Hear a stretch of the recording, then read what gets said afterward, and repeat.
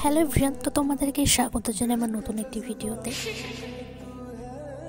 তো আমার প্রচণ্ড ঠান্ডাও লেগেছে আর জ্বরও এসেছে। তো তোমরা সেটা গলার ভয়েস শুনে বুঝতেই পারছো যে কী করে এটা হলো। তো সেটা চলো জানাবো তোমাদেরকে, পুরোটা তোমরা ভিডিওটা দেখতে থাকো। তো আজকে এসেছিলো কৃষ্ণনগরের প্রোগ্রাম ছিল। তো আজকে কৃষ্ণনগরে এসেছিলো ফোকরা ব্যান্ড, আর আমি সেই ব্যান্ডের প্রোগ্রাম দেখতে গিয়েছিলাম। এটা হলো কৃষ্ণনগর স্টেডিয়াম, আর এই স্টেডিয়ামে প্রোগ্রামটা হচ্ছিলো। আর এই প্রোগ্রামটা হচ্ছে 26শে জানুয়ারি স্টেডিয়ামে সকাল থেকেই প্রোগ্রাম হয়। সকালে ওই ফ্ল্যাগ তোলে, তো সেটা অনেক বড় করে হয়। তারপরে সারাদিনই প্রোগ্রাম ছিল, সন্ধ্যাতেও প্রোগ্রাম ছিল, আর আমি সন্ধ্যাতে গিয়েছিলাম। কিন্তু আমি যেহেতু মেনলি দেখতে গেছিলাম ফকিরার প্রোগ্রাম, কিন্তু সেটা শুরু হবে 9টার সময়। আমি চলে গেছি এখন 6:30 মতো বাজে। তো সেই জন্য আমি স্টেডিয়ামে একটু বসেছিলাম। আর আমি গিয়েছিলাম জামাইবাবুর সঙ্গে। দিদিরও আসার কথা আছে, দিদি আর একটু পরে আসবে। তো সেই জন্য অনেকক্ষণ বসে থাকার পরে ভাবলাম যে বসেই তো আছি, তো যাই একটু মেলাটা ঘুরে দেখি। তো এখানে নদিয়া জেলার যে বিভিন্ন পর্যটন কেন্দ্র আছে, তো কি কি আছে না আছে সেই সম্বন্ধে অনেক কিছু ছবি টাঙিয়েছিল, তো সেটা একটু দেখে ফেললাম। আর তারপরে এখানে হচ্ছে কেন কৃষ্ণনগরের নদিয়া ডিস্ট্রিক্টের লোগো উদ্বোধন হলো আজকে। তো সেটাকে আমরা এখন থেকে নদিয়া ডিস্ট্রিক্টকে নান্দনিক নদিয়া বলা হচ্ছে। তো সেইটাই আজকে উদ্বোধন হলো, তো সেটাই এখন হচ্ছে।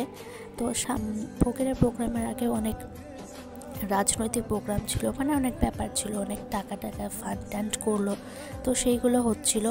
আর সেগুলো হওয়ার পরে আবার বাউল প্রোগ্রাম ছিল, তারপরে লাস্টে ফকিরের প্রোগ্রাম রেখেছিল, আর সেটা অনেক দেরিতে ছিল। তো সেই জন্য অনেকক্ষণ অপেক্ষা করতে হচ্ছিলো, আর দিদিও আসছিল না। তো সেই জন্য দাঁড়িয়ে এই প্রোগ্রামে আমরা দেখছিলাম। তারপর দাঁড়িয়ে থাকতে থাকতে আমি বোর হয়ে যাওয়ার পরে আমি দিদিকে ফোন করলাম যে কখন আসবি, তো বললো যে আমি আসছি।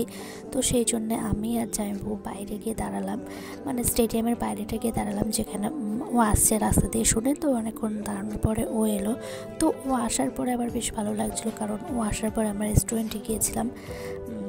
ওখানে অনেকটা সময় কাটিয়েছিলাম, কারণ এখন এই 7টা মতো বাজে ধরো, আর প্রোগ্রাম শুরু হবে 9টার সময়। তো 2 ঘন্টা হাতে সময় ছিল।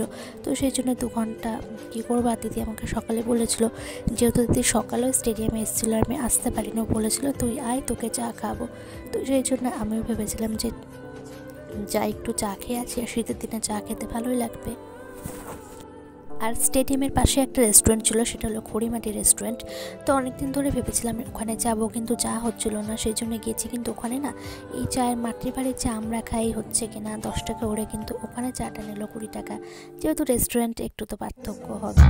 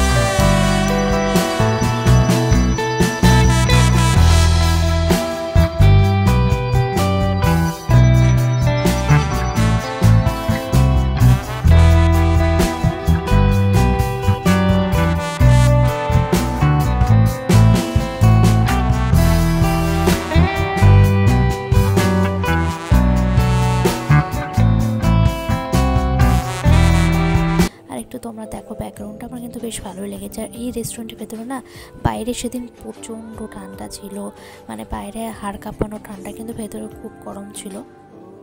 একটুও ঠান্ডা লাগছিল না। আর আমার এই ঠান্ডা লেগেছে, গলা বসেছে মেনলি এই কারণে, কারণ সেদিন 6:30 থেকে 10:30 মানে কিছুক্ষণ এখানে ছিলাম অবসর, বাদ বাকি যে সময়টায় মাঠে ছিলাম হচ্ছে কিনা মাঠে প্রচণ্ড ঠান্ডা ছিল। আর আমি টুপি পরে যাইনি, সেই জন্য পুরো ঠান্ডাটা মাথায় বসেছে, সেই জন্যই বাড়ি এসে ঠান্ডা লেগেছে আর জ্বরও এসেছে হালকা। আর এখন 9টা মতো বেজে গেছে আর প্রোগ্রাম শুরু হয়ে গেছে। আমরা তো সবাই অধীর আগ্রহে অপেক্ষা, মানে যত অডিয়েন্স ছিল তারা সবাই অপেক্ষা করছিল যে প্রোগ্রাম কখন শুরু হবে। আর এখানে না বসে মানে চেয়ার দিয়ে বসার ব্যবস্থা করেছিল, কিন্তু প্রোগ্রাম শুরু হওয়ার পরে কেউ আর বসেছিল না, সবাই উঠে দাঁড়িয়েছিল, সবাই নাচছিল, সবাই খুব মজা করছিল। অ্যান্ড আমারও খুব ভালো লাগছিলো, কারণ অনেক দিন পরে আমি এরকম একটা প্রোগ্রামে গেলাম। আগে যেতাম যখন কলেজে পড়তাম, সমস্ত প্রোগ্রামে যেতাম, কলেজের অ্যাটেন্ড করতাম, বাট এখন আর সেটা হয় না। তো অনেকদিন পরে কোনো প্রোগ্রামে গেলাম, সেই জন্য খুব ভালো লাগছিলো। আর এখন তো প্রায় 10টা মতো বেজে গেছে, অনেক ফাঁকা হয়ে গেছে। আগের সামনে আরও অনেক লোক ছিল যখন শুরু হলো, সবাই অপেক্ষা করছিল, সবাই যারা অনেক দূর দূর থেকে এসে তো তারা দুটো একটা গান শুনে চলে গেছে। আর এই দিন যতগুলো গান হয়েছে ফকিরা ব্যান্ডে আমার তো খুব ভালো লেগেছে, আমি তো আনন্দে নাচতেই শুরু করে দিয়েছি।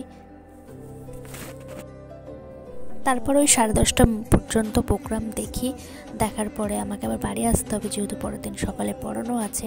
তো সেই জন্য বাড়ি চলে আসে, ভিডিওটা আর বড় করিনি। তো আজকের মতো টাটা।